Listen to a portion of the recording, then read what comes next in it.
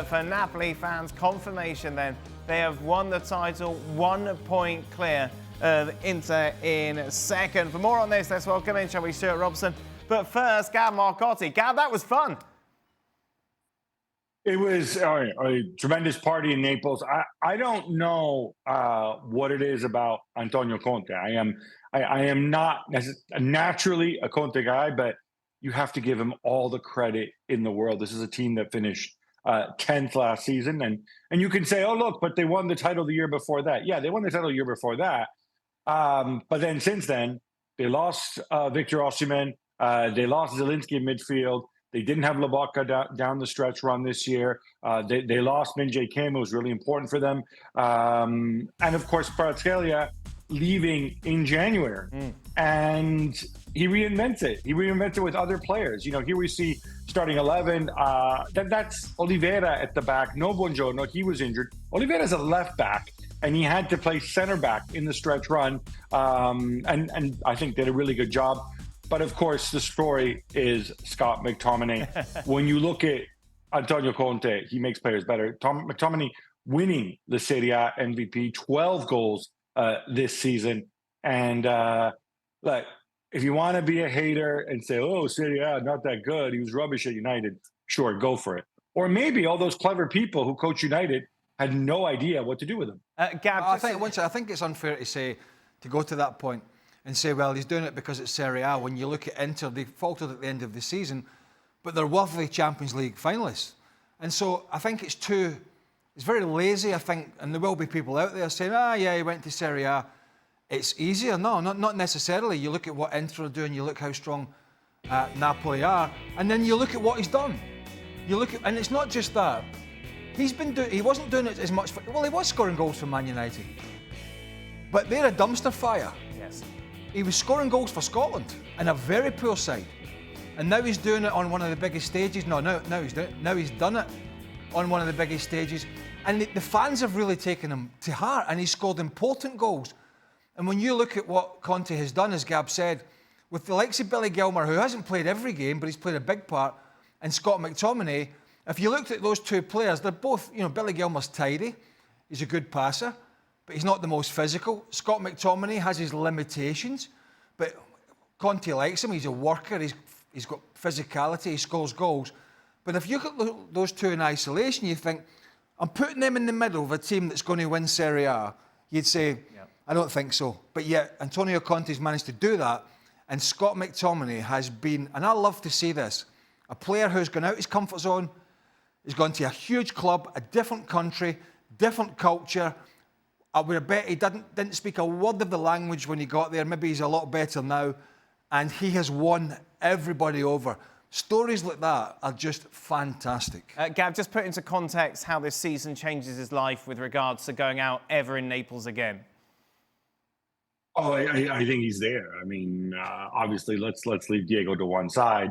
But if you want to talk other recent Napoli legends like Dries Mertens, listen, Scott McTominay does not look Neapolitan at all. But in terms of mentality, in terms of embracing Naples for all it is, the good bits, the bad bits, he's done it 1,000%. Yes, he has the obligatory pizza named after him and the ice cream, and they made the little statue of him that they put in the nativity scene. But he's gone way above and beyond that. And you saw that at the end of the game. What did Scott McTominay, the big tough Scot, do? He collapses on the pitch and he starts crying. He's bawling his eyes out as if he was Naples born and bred. And I think that just tells you, how much he embraced Naples and this experience. And we'll see what happens next year when Kevin De Bruyne comes. No, just kidding. We don't know about that yet. Robbo, did you see this coming from McTominay?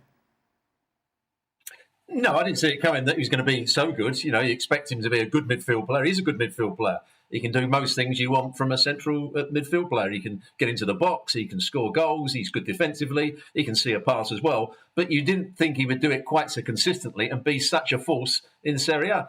And, when you just look at his performance tonight, it wasn't just the goal. I mean, it was his all-round performance.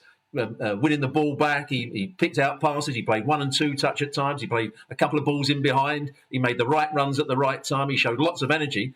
That's the sign of a top-class player.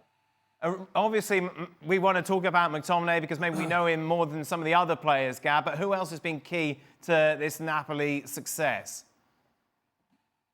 I mean, other than Conte, and this is so much about Conte. So forgive me if I go back to him, but I think there's been a lot of people in the latter part of the season. Spinazzola kind of went back to his Euro 2020 form. Lobotka before he got injured and was replaced, I think, very well by Billy Gilmore. Again showed why in that role, in that position, he is one of the best in the world. Andre Frank Zambo Anguissa. He was his usual devastating, double threat self. But I have to give a shout out, I think, to the captain, Di Lorenzo, leading from that right back position, also scored a few goals this year. And look, he captained the team to 2 Serie A titles. The only other person to have done that is a guy named Diego Armando Maradona. Robbo, we know when it comes to Antonio Conte, you are his #1 fan. I am. When I started watching Juventus many years ago, when they'd come 7th the year before, they opened their new stadium, and Antonio Conte was given manager's job for, I would say, 2.5 years. I loved watching them play. I knew exactly what they were going to do, but they pressed the ball so well. They had a certain system they played. You knew that Bonucci was going to hit the big diagonals. Pirlo playing in that central midfield. They were a joy to watch, the way they got the ball into the front players. He did the same with a very poor Italian side. He then came to Chelsea when I think Mourinho was the manager that got the sack, and they finished something like 10th the year before. He won the title with them, and then it all blew up the second season. And he's now done the same at Napoli. I think he's and he did it, of course, at Inter, where his team during COVID were a great team to watch again. And he gets the best out of Romelu Lukaku. He knows how to play to him. He gets the ball into his feet. He rolls the ball down the side of him so he can make those runs. And they chose the right time to play forward today because Cagliari, just after half-time, wanted to press the ball. 1v1, they left Lukaku at the back, and he showed his quality again. Conte is a magnificent manager, and there's no doubt about that. He is, but he's a hard man, Gab, to convince to stay in the one place, isn't he? And, he has to get the reassurances, even after winning this, he has to get the reassurances that he's going to be back going forward. Otherwise, he might not be there next year. Yeah, I mean, he's almost cartoonish, I think, in the way he's so demanding. And that's one of the reasons I've kind of criticized him in the past. I mean, I've always taken it, and maybe I was wrong about this. I always taken the attitude that, listen, work with the players you have and make them better. That's what you do. You make, good players into great players and average players into good players. Instead, he's the kind of guy who's like, well, the team's not matching my ambition, which means go and spend money, go and buy me superstars. Well, I think he showed this time around, he had Victor Osimhen in the summer, and he replaced him with Romelu Lukaku. I'm sorry, much as I love Romelu Lukaku, that is a major downgrade. Kvicha Kvaratskhelia was replaced by Noah Okafor. Not in the lineup, obviously, because Okafor is nowhere near as good, but he found an internal solution there. So I think you have to give him credit. He's, as Robbo said there, I mean, he achieved miracles with probably the least talented Azzurri team or Italy team in history.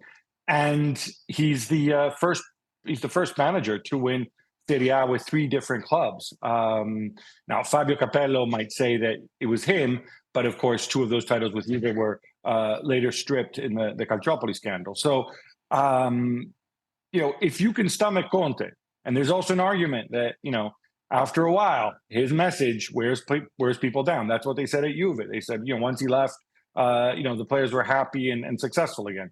So there's always going to be that question about his future. Is he going to stay? But man, for season number 1, sometimes season number 2, there's nothing like it. Wasn't it just 3 months ago or roughly about then when he was saying, I don't have it. I just don't have the tools to get this job done, when it looked like they were maybe flagging a little bit. And Inter have always really, I think, been the favourites. Yeah. They were the favourites to come through and like a train, but they they've had the Champions League to worry about, but Conte was giving those messages out, and to be fair to the players, maybe the players were looking, thinking, going, my God, he's already talking us down. We're still in this title fight, and that's what he does. Sometimes he comes out and he moans and he groans, but in the end, he did have the tools, didn't he, to get the job done? He did, Craig, and let's not forget too. He had one big advantage this year, which was that Napoli were not playing international football, so he could spend the whole week preparing. Unlike Inter, of course, who went deep in the Coppa Italia and went deep in the in the Champions League, and that obviously impacts things too. And I think there was that moment, in this game, Napoli went out, they attacked, and they dominated. But in the previous matches, there was a lot of it was often very, very tight. Obviously, they were held last week. There were games where they'd score a goal and then they'd kind of hang on. And in the end, Jan Bissek doesn't handle the ball. We have a different champion in the 90th minute against Lazio for Inter last week. Then we have a different champion. So we're talking very, very fine margins. But for me, it's just the fact that he got Napoli to compete in that way with all the hardships and obstacles they had to face this year. It's just a tremendous performance from Conte. Will he be in charge at the start of next season, Gab? It's a great question. I think he will. Look, the De Bruyne thing I mentioned before, Napoli really are talking to him. And, you can debate, is he too old? Look to me like the last couple months, he was starting near every game and people made it seem like he was some kind of gimp who could barely walk. Adding a player like De Bruyne to the mix, that's something I think that you do when you make that commitment. If you can make it, obviously he's also considering offers from MLS and elsewhere. That's something that you do if you want to build a team for Antonio Conte. And so I think that certainly goes into the conversation. And I think at this stage, there is a good chance that he's going to stay. He's a very competitive guy. And I think he also wants to prove all those people who say, oh, but, season one, you win. And then season two, you start rowing with everyone. Well, he might say, no, that's not the case. Let me show that that's wrong. Let me come back, maybe even do it in Europe, do it in the Champions League. He hasn't had that same level of success in European competition. Maybe he wants to do that. Gab, take us through what it's going to be like in Naples over the next couple of days. Oh, I mean, obviously the city's just going to stop. It's going to come to a standstill. We've seen this. I remember I was a kid back when they won their first ever title with Diego Armando Maradona. That was a long time ago. But they live football. And look, this city, it's a big city. The city is very proud of its history, of its culture, of its traditions in many ways, very different from other parts of Italy. But it is a one-club city. You support Napoli if you're from Naples, assuming you're not some kind of weirdo. And it really cuts across all social classes, all demographics. So, yeah, this party's going to go. People are going to be out in their cars, flags out the window, creating massive traffic jams in the middle of the night. That's how they get their jollies, setting off fireworks, legal and illegal. And yeah, it's a good thing tomorrow's Saturday, because I guarantee you nobody's showing up for work, and maybe not even on Monday. Sounds right up Robbo's street. I think we should send him. 24 hours in Naples. I'd love to be there. yeah, right. In your VIP suite, looking down on everyone. Standard, Robbo. What does this mean for Inter going into the Champions League final next weekend, if anything, Robbo? I don't think it means too much to them. I think they probably knew going into this game they weren't going to win the title. They made 7 changes for this game, or 7 changes from the team that probably will play in the final. So they probably knew they weren't going to win the title today. It was going to be very lucky if they did. They will go in full of confidence. They did brilliantly to get past Barcelona when they looked down and out. That was probably the best semi-final we've ever seen. They've now got to produce another good performance. They've got to play as well as they possibly can, both defensively and on the counter-attack, because PSG are going to have most of the ball. But mentally, I think it won't affect Inter at all by not winning the title this time. Well, it's very similar to Barcelona, wasn't it? When Inter knocked them out, we were like, right, how's that going to affect them going into the Classico? And would their chins be on the floor? And even more so when they went 2-0 behind again, like they did in both games against Inter. They went 2-0 down against Real Madrid and came back, and they did what they do best. And Inter will pick themselves up. They have a huge Champions League final on May 31st, and they will do what Inter do, and they will play to their strengths, and they'll try and offset what PSG's strengths are. So it's a blow, but when you have such a big game coming up like the Champions League final, you just think to right, okay, that one's gone. Let's concentrate on the next one. They're a very experienced squad. They're a very big squad. And I don't think, like Robbo said, it'll be an issue for them whatsoever. Gab, your last word on all of this is to you before we let you go. Well, certainly, like Napoli have made history again in the most improbable ways. From Inter's perspective, I agree with what the boy said. He said, "Let me put out a team to win this game. It's out of my hand, and then I'm going to hope that Cagliari ruins it all for Napoli." He did that. I think it was important that players get the rest. Eyes on the prize, May 31st in Munich. Wow. Let's make sure Paris Saint-Germain are disappointed once again. And let's go and bring home the fourth Champions League title, and 4 is a lot, and I think that's what Simone Inzaghi's looking to do. Big developments today regarding Florian Wirtz and where he could be playing his football next season. The general consensus was that he was going to head to Bayern Munich. However, suggestions right across the board are that he wants to go to Liverpool instead. For more on this, Robbo's still with us. Jan Arger-Fjortoft joins us. Jan, this seems to have happened quite quickly over the last day or so. Absolutely, Dan. And a quick explainer. Remember, he is a Leverkusen, got a contract there till 2027. A lot of people thought he will go with Alonso to Real Madrid. No, he said, no, I won't do that. Then a lot of people thought that he will go to Bayern because his papa, Wirtz, has been talking a lot to Uli Hoeneß, El Pate, godfather. And so Bayern will probably sign the father, and Liverpool could sign the son now, because what happened today is that there was quite fresh that it came out that Florian Wirtz have told Bayern he wants to play for Liverpool. Because when he went to England, there was a lot of people thought that it was going to Manchester City to see Manchester City, because this was the dream signing of the new Manchester City. But it was Liverpool. And we've been told now, and we know now, that he was in Liverpool. He had a great chat with Arne Slot. He was looking at houses in Liverpool. Wow. and so on. And remember, they put a price tag on him, Leverkusen, the Bayer concern, the owners of Bayer Leverkusen. That's not allowed, but it's still allowed in Bayer Leverkusen. They said 150 million euro. But that was a signal and to say to Bayern, this is going to be expensive for you guys. So they were thinking, well, can we get him now? Can we get him next summer? Maybe a bit cheaper. But Liverpool, the price will go down a bit. What I've been told now is that we will have around 125, 130 million euro, meaning around 110 million pounds. So they will not getting cheap, but they will give him cheaper, because Leverkusen, of course, they don't want to strengthen Bayern. They want to sell him abroad if he's going to leave this summer. I've never seen him at Bayern, because Musiala and Wirtz, they're two great players. And you may get away with that in the Bundesliga, but the balance of that side with those two in it, right, defensively, just doesn't stack up. It's a very good point, Craig, and it's maybe under-communicated. It was Didier Hamann who has big opinions. He said that will be a bad signing for Musiala to get his best friend in the team. I think that's a very good point, Craig, because when you see the whole situation, you want to go into a place where you know that you can develop. And Florian Wirtz is still a young lad, and the dream duo of Musiala-Wirtz probably would made it a bit more difficult by Bayern than Bayern thought when they approached him. Even at Celtic, when I was there, we had two, in the latter stages, we had two playmakers, and we tried to shoehorn them into the team.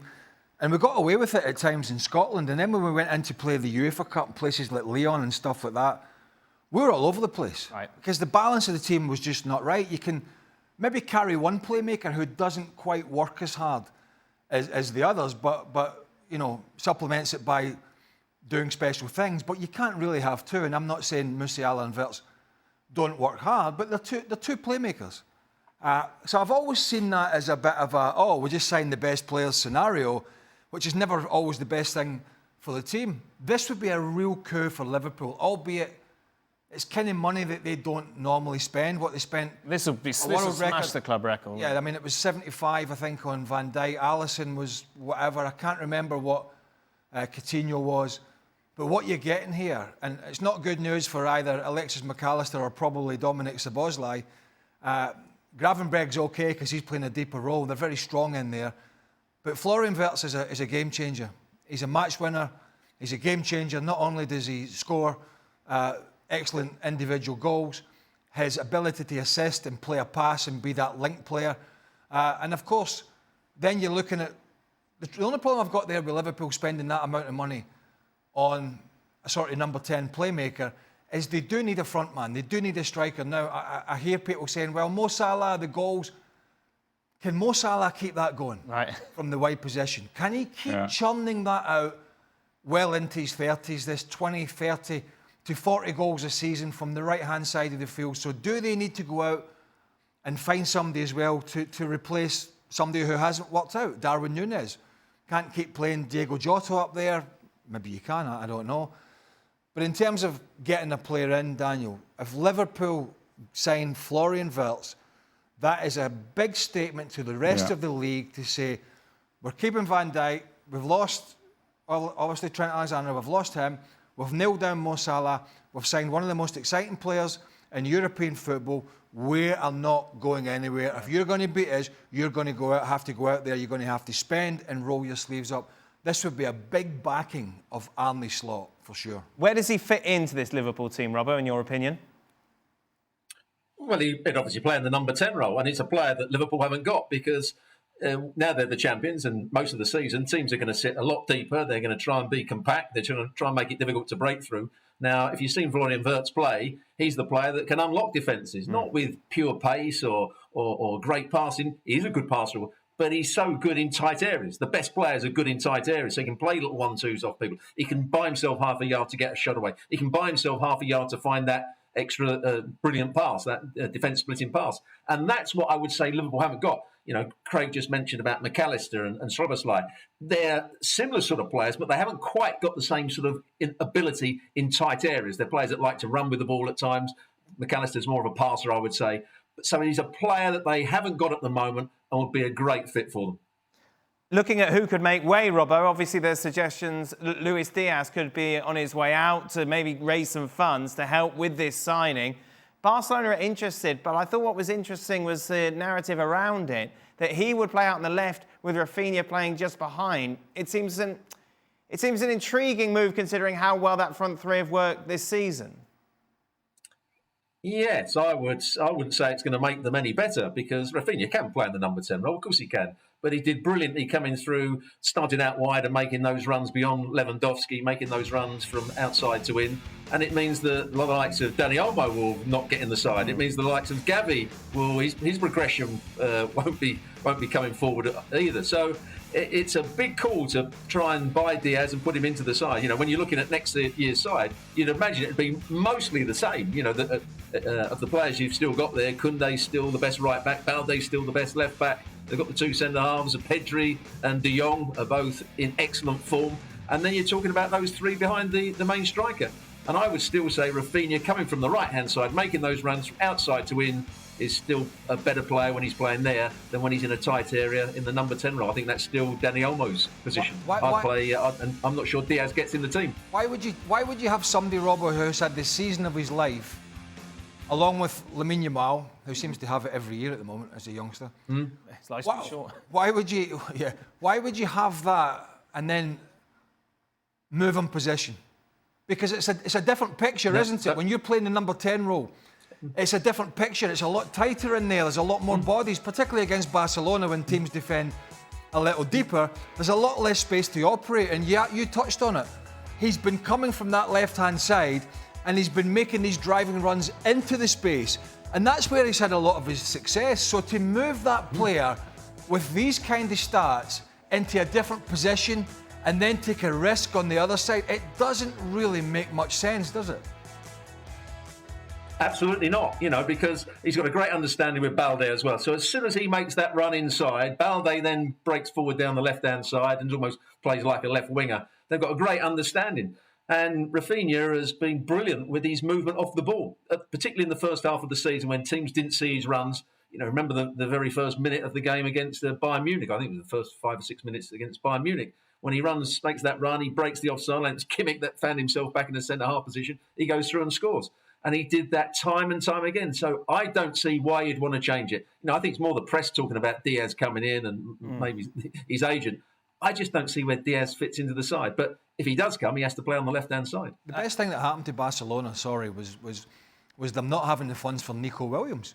Because Nico Williams is a good player. He had a great Euros, but he did not have a great season for Athletic Club.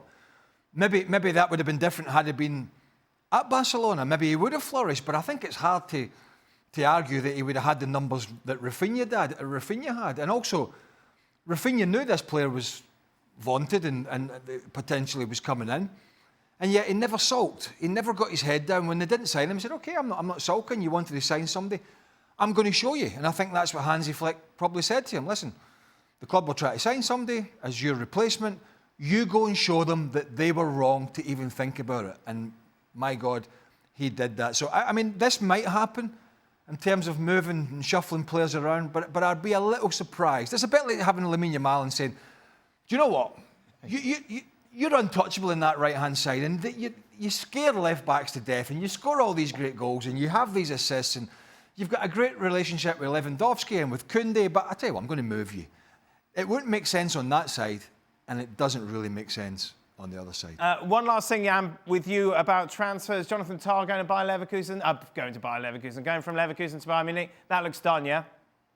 Interesting that on the day when Florian Wirtz told Bayern, I'm not coming, in the public, they got Jonathan Tah. I think that is a confirmation for Liverpool that he's on his way to Liverpool. They were talking about Barcelona. There was all these things about registration going forward and back. But yes, Jonathan Tah is there. And let's be honest, when we see the needs of Bayern and we see the financial situation of Bayern, they need a defender and they need someone on free. Because that's what they had the finances for. And so maybe that is, it's good for them. It's a great signing for them. They were very close to get Jonathan Tah. Last season, they was missing €5 million to Leverkusen to get him. And the board said no. And now they get him for free. And that is a great signing by Bayern Munich. Which disappointing centre-back will end up at Manchester United, Jan? Oh, yeah, there will always be maybe two of them. Upamecano will probably come. Yeah. Play out from the back. Kim won't win the tackle again. So, yeah, probably. Yeah, they both they're on their way as we're speaking. Which window did Ole Horners throw the TV out when Florian Wirtz said he wasn't coming? and I may say, boys, I must say, 1 day ago, or 1.5 days ago, Ole Horner said, you journalists, you have no idea. Let Florian Wirtz and his family go to England. No problem to go and travel there. He will still come here. Fantastic. I'm just wondering what Ole Hoeneß is doing tonight. Well, as Craig said, throw the TV out the window. Don't want to be walking past that. Right, so here we go then. There is one thing that is still yet to be sorted out in England as we go into the final day of the season, as it's who will be represented England in the Champions League alongside Liverpool and Arsenal. Manchester City are big favourites. They're away against Fulham. Newcastle should be fine, you feel, against Everton. Then it's all about Chelsea against Nottingham Forest, Aston Villa against Manchester United. If Chelsea beat Forest, then it's done and dusted. It's in their own hands. However, if they don't get past Forest, then there's the possibility of Aston Villa leapfrogging them and getting that 5th spot. Oh, what excitement, Robbo. Absolutely, yeah. What a great end to the season. If you think that the top 4 or top 5 is everything you want to play for, I think was it Arsene Wenger said it's like another trophy many years ago. But that's what keeps us going when the title's already been won, and we know Arsenal are second. It's a great day for the last day of the season to see who is going to get into that top 5. And you think Chelsea are going to drop the ball basically against Forest? Yeah, I think Forest will go, they're a decent side and on their day can cause problems, and Chelsea have been slightly inconsistent. I've seen them play very well. I've also seen them play poorly. So I'm not sure they're going to get the win. I think that would be a draw. Aston Villa, I think, will beat Manchester United because Manchester United can't beat anybody at the moment and will be in sort of after the loss in the Europa League final. They're not going to be too pleased. So I think Aston Villa will win that. And I think Newcastle, it'll be tight against Everton, but I think Newcastle will beat Everton. So it means Chelsea just drop out. What happened to that handsome young man in that picture there? Oh, what? Wow. Working here, working with us, just takes it. Yeah. Working with Derek, just takes its toll. Jan, you disagree with Robbo? Yeah, I do. I think there will be a winner 100% at Nottingham. I think that Nottingham will beat Chelsea. Oh. Yeah, I have a feeling they will do. I was so nervous for my photo. I looked good back in the days. Yeah. So Man United to Man beat United Villa. beat Villa. Man United beating Villa. I've so often been on this show, and I've been 100% right when my stomach feeling decide what I'm gonna tip. City will do Your it. stomach being right for those sort of things. And our stomach be right, but I think that Manchester United will beat Aston Villa, and that's the only kind of analysis of that. It says it can't be worse. It can't be worse than Manchester United. I think they will come back with a win. So that means that I will have Villa and Chelsea out, and I would say Forest will get Champions League. Wow. They've not beaten a team this year, well, not since January, Jan, that's not in the bottom three. They've beaten, obviously, Real Sociedad and Athletic Club in the Europa League, but in the Premier League, they haven't beaten anybody who is going to be in the division. So let's have a look at your predictions, shall we, to wrap up this? I'm more interested in my picture. Get my picture up. I imagine there's no teeth. Surely that's got to be the. There it is. Oh, come on. There we go. How come they get this windswept and interesting? Well, because you never were windswept or interesting. So You look older then. Yeah, I look younger Don't now. tell him that, Jan. I have gone for a Forest-Chelsea draw because I think that will be tight. We know how Forest can sit in playing the counter-attack. I've also gone for a draw at Craven Cottage because I think Fulham are a very tidy side under Marco Silva.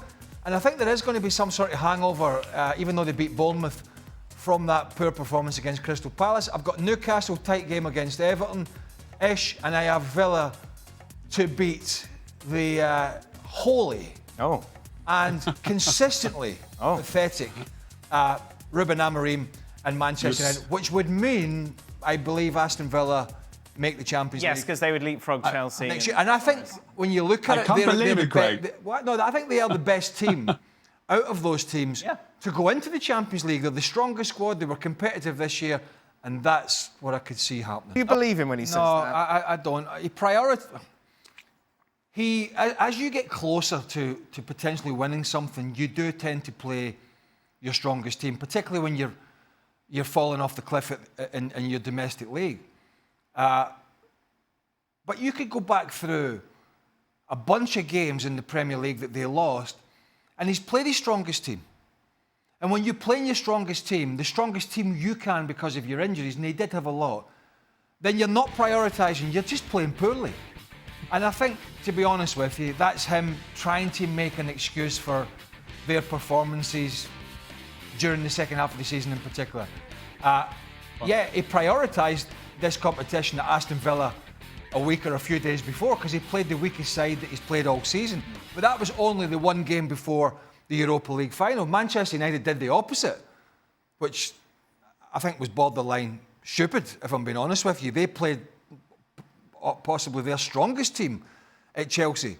At least he weakened his and gave some of his stars a rest. It didn't show much in the final because Tottenham didn't play particularly well. United, to be fair, were the better side, but it was a horrible standard. But I do not believe that he was prioritising the Europa League final over the Premier League. I think one competition he played well in. He dug out a result against Frankfurt, particularly away from home in Germany at the end when they were up against it.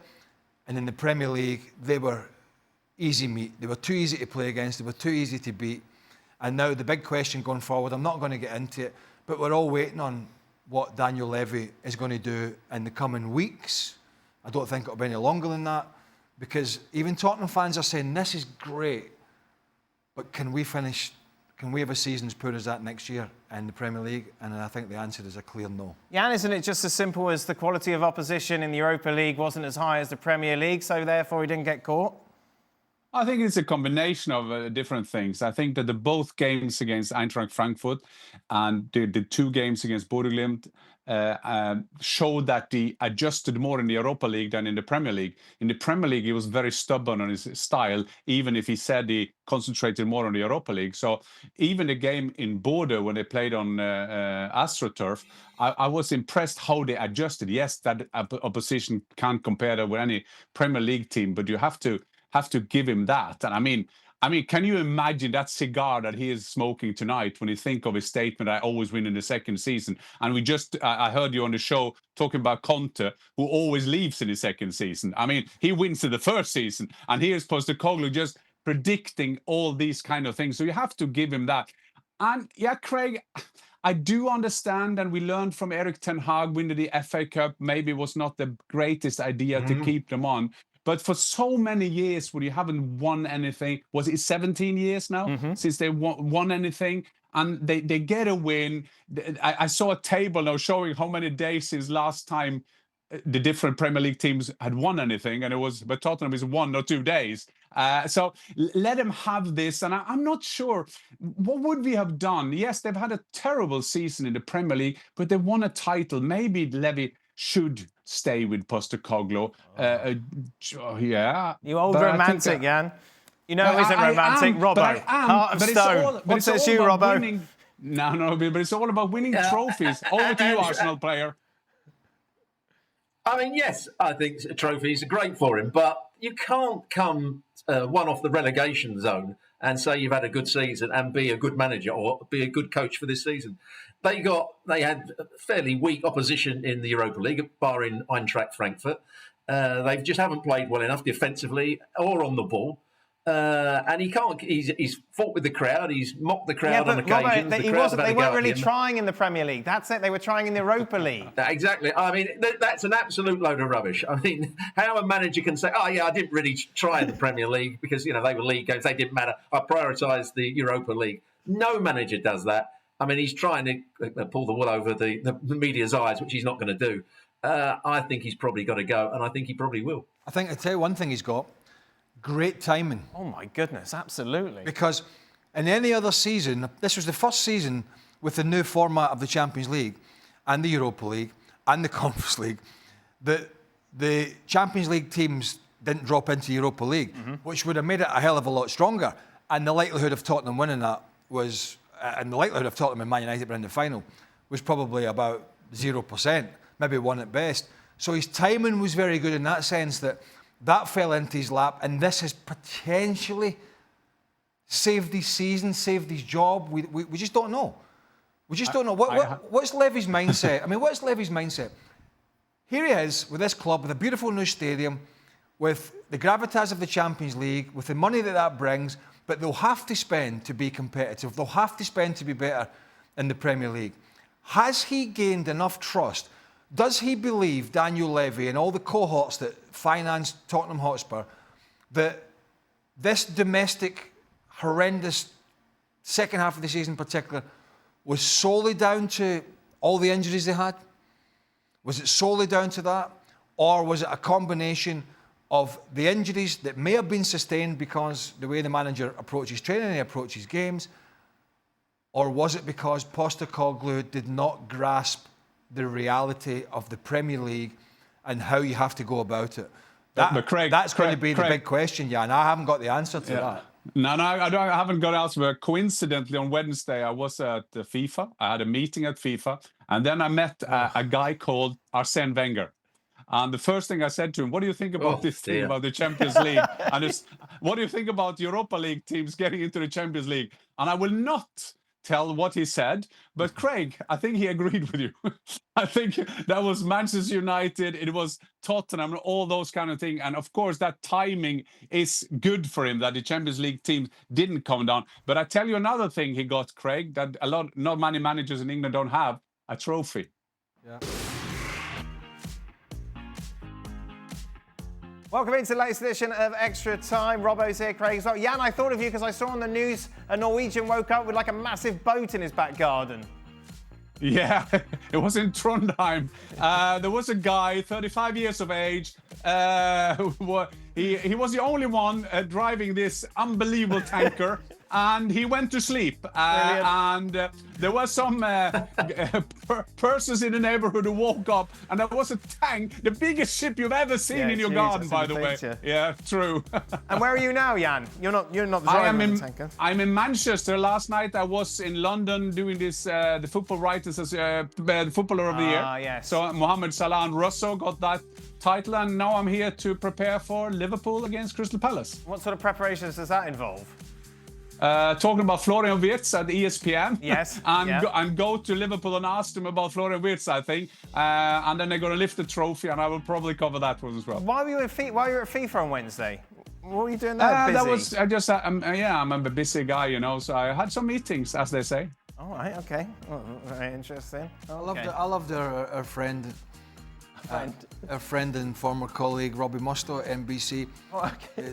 Today, he's still trying to sell it. The Championship Sunday. Of course, they're there, aren't they? Oh, yeah. Great game. So I tweeted him, I said, still trying to sell it, Mustoe. Well, yeah, exactly. Championship Sunday. They take a slightly different tone than we would. Sheffield United. Come on, you Blades. Come on, you Blades. I think maybe the directive has come down. A bit more serious. Yeah. Can I have the questions, please, mate? You can bring them over. Championship Sunday. Thank you very much. There Here you we go. go, then. Wonder who won it. Oh, Liverpool. Robert, how likely is it that Manchester United will get relegated next season? Oh, I don't think they're going to get relegated. I don't think they'll get relegated.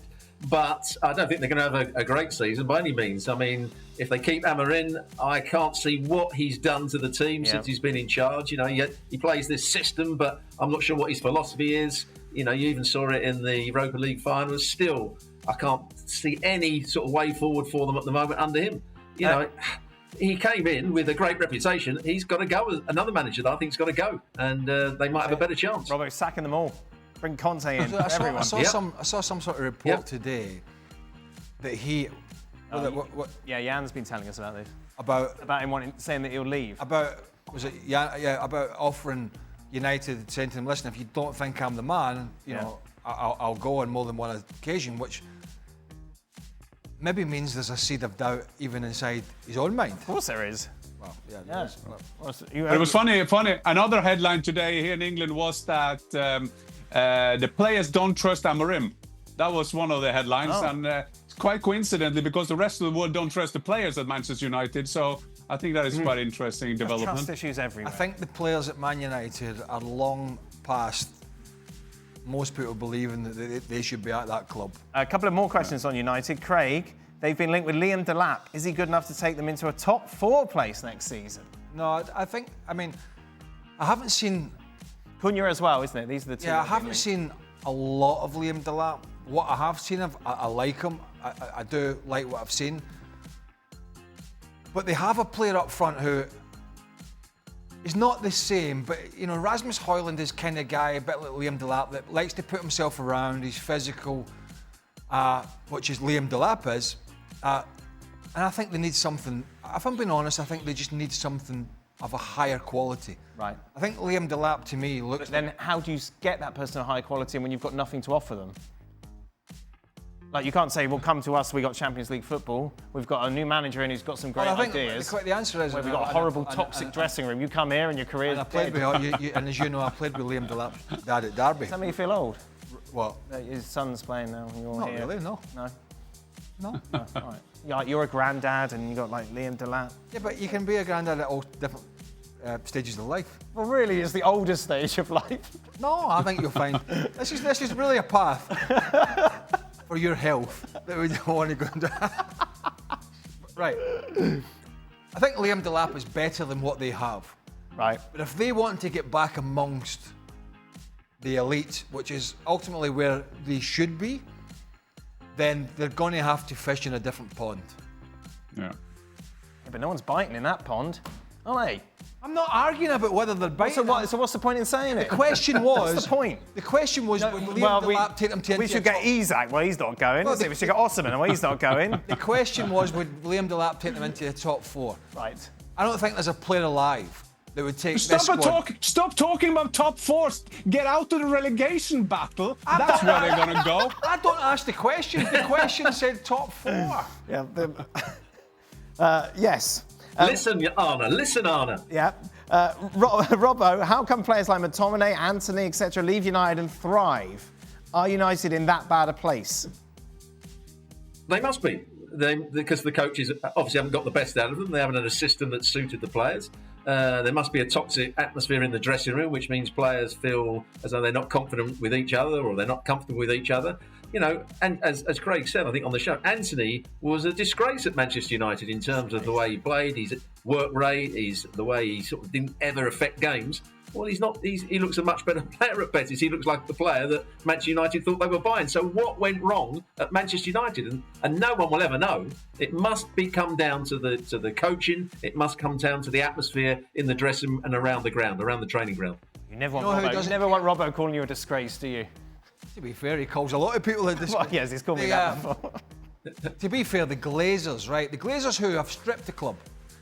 What people don't realise is they put money in to buy players, but they took a lot of money out. And they run the club on debt, right? But they must be sitting sort of laughing their socks off now, because here Ineos have swanned in, given them 1.25 billion or whatever it is. Yeah. Thank you very much. Here's the money.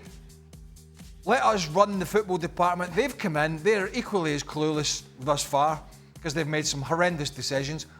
And not only that, their due diligence was must have been so bad that they didn't know the problems behind the scenes. Oh, let's get rid of the tea lady. Let's get rid of the number 3 groundsman. Let's get rid of. Had they not done a proper due diligence in the whole scenario before handing over this huge, vast sum of cash to the Glazers? But there's at the end of the season, there are always end of the season awards. And the best sellers of the history of football must be the Glazers. Can you imagine? They still control the club. They still use it for the money kind of things. And they sell their problem. Not only did they get someone to take over their problems, they got unbelievable amount of money for someone to take that voluntarily. And ladies and gentlemen, the Glazers were the award of the best salesmen of the season. Oh. Who's taking the heat? As they sit this side of the pond, probably. Yeah. The heat's on Sir Jim Ratcliffe and all the cronies. He's the one who wanted to be front and centre. Yep. He wanted it, and he got it. He got it, didn't he? Yeah. He got it. He got it. He got it. You'll get it if you mention Grandad. Robbo, asking for an Arsenal friend, but if Spurs win the Super Cup, would it still not bother an Arsenal fan? I don't think Robbo's an Arsenal fan. I don't think that was something. Well, I'm not an Arsenal fan. I'm a fan of nobody, really. No, and they're not a fan of you. Probably not. No, but would it? Yeah. No Arsenal fan wants to see Tottenham winning anything. That'll be a big blow if they won the Super Cup. Jan, if Liverpool do have a budget to spend 120 million on one player, are you surprised they're spending it on Wirtz rather than Isak, as they already have Szoboszlai, Harvey Elliott, who can play that number 10 role? Well, it's a good question. And first of all, would they have got Isak? I don't think they would have got him. But I think it's interesting, the strategy of the recruitment at Liverpool now. It seems that Florian Wirtz, there is a superstar available. There is a young player available. On those of us who follow German football closely, this is the man. This is the man of German football, because Musiala wouldn't get him out of Bayern. But here is a player available, and Liverpool will think, well, we have to get him. We just have to make sure that we get one of the superstars in our club, that he'll be read, he'll be loved by the Liverpool fans. Having said that, there is a good question if you say you need a number 9. We talked a lot about in the show about the balance in a team, and Liverpool need a number 9. And to make Florian Wirtz better, to make the players around him better, like Craig was saying in the show, you can't trust Salah. Okay, you have done that for many years, but can he always score 30, 40 goals? So you need a number 9 to make the balance in the team better. You don't need a sporting director or a recruitment office or indeed a data analysis analysts to go out and buy a Florian Wirtz, a Virgil van Dijk, and Alisson. You know, when you talk about all these people, and Richard Hughes has gone into Liverpool in the sporting director role or whatever it is, recruiting, and maybe he will recruit a few gems. But when you're signing somebody like Florian Wirtz, it's quite simple, isn't it? There's 100 million, and there's 125, and there's 150. Bish bash bosh. Which one are you taking? There's no real recruitment involved. It's about putting the cash down and just tempting the player to come. Jan, have Liverpool already won the transfer window with signing Frimpong, about to sign Wirtz, potentially Kirkes, and already extended Conor Bradley's contract? Yeah, and they lost one of the best right backs in the history of Liverpool Football Club. That has to be added to it as well. No, I don't think so. I think this is going to be a very interesting transfer window. Oh. But for Liverpool to start early, to get a replacement, Frimpong at the right back position, he's not 100% one-to-one with Trent Alexander-Arnold, of course, but Florian Wirtz is fantastic for the club. But I still think they'll need that number 9 to make them favourites to be the winner of transfer window, and that table is not decided in May either. Jan, I haven't seen you since the FA Cup final. I kept meaning to ask you, why did Haaland bottle it and give the penalty to Marmoush? What was that about? That's a good question. I think that we talked a lot about on this show about these players not being machines. And let's put it this way. I talked to him in the tunnel after the game. I didn't mention it because I felt that was not the time. You're a journalist, Jan. Yeah, but That's I wasn't your there. job to ask him. I did. Dan, you know, as I do, there are positions when you are a journalist and your position when you just meet people, and then you have to respect. But I think that was just down to him, that he didn't feel secure enough at that situation. Wow. And that he felt that Marmoush had scored 7 this season, that he was better. So do you think he knew that going into the game, Jan, or he just felt it at the time? I think you feel that on the time. Right. And he's just been back at the injury. And you saw him now against Bournemouth. You saw that was a bit more back to his best. But you saw in the 2 first games he started, you didn't feel that he was nearly close to his best. So I think that is an easy explanation. We talked about this a lot, Jan. Let's get your opinion. Obviously, Bellingham is putting off his shoulder surgery. His shoulder surgery until after the Club World Cup, meaning that he'll miss the start of La Liga season. What is your thoughts on this? My thought is that I was in Zurich and I talked to some people, and they said that there are 2 teams who could save the season through the Club World Cup, and that is Manchester City and Real Madrid. And I think they will be the 2 teams who take this most serious, because they failed in the league. They can say, but we won the Club World Cup. So I think that is the main. As a player, Jan, how would you feel?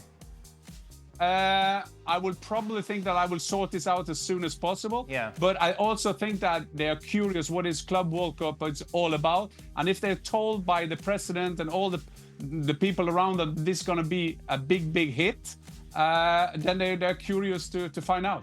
I'll tell you what it's all about. It's a money-making pile of crap. Oh, 125 million, that's the thing. Do you think Man City fans can't even get excited about European football most of the time? They say, we don't like UEFA. I know this is FIFA. We don't like UEFA. They boo the anthems and they do all that. Do you think Man City fans care a jot about how their team does here in the States in the Club World Cup? Maybe Real Madrid fans. Because I'm talking about the story, Craig, and I'm talking about the story. If you win the first Club World Cup, they will sell it as a great season. I think that is the consequence. Sell it to who? Who are they selling it to? The Real Madrid fans, they're delusional most of the time, aren't they? And the club, because they think this is going to save. Nothing's going to save their season. That's how bad they were. Nothing's going to save their season. Their season was a disaster from start to finish, on and off the field. They will save it with the Club World Cup. They will save it, Craig. Their hierarchy, Florentino Perez and the hierarchy were a disgrace. The way they went after La Liga and the referees. They looked out before they even thought about looking champions. in. Club World Cup. World champions. Stick it where the sun doesn't shine. I'm telling you now. What? South Americans take it seriously, apparently. I've got no idea why. World they champions. Take it serious. The rest of them, the European teams, they should take it for what it is. What is it? Tin cup, money-making sham where players are not going to get a rest. Don't even start me on it. Okay, Who impressed you more, Jan? Crystal Palace, Newcastle or Tottenham winning a trophy this season? I would say based on the resources and based on how they did it, I would say Crystal Palace. Because Glasner, a big fan of Glasner, of course. I've known him for many, many years. He's been developing this club into a FA Cup winner. Impressive how they did it in the semi-final, knocking out Aston Villa and then going into the final. Of course, Newcastle as well, but they are a couple of more pounds around. And Tottenham, I mean, great trophy. That probably you say I was romantic saying Postecoglou could stay on, but a terrible season. So I will put Crystal Palace as my favourite. What is it? Past Robbo's bedtime?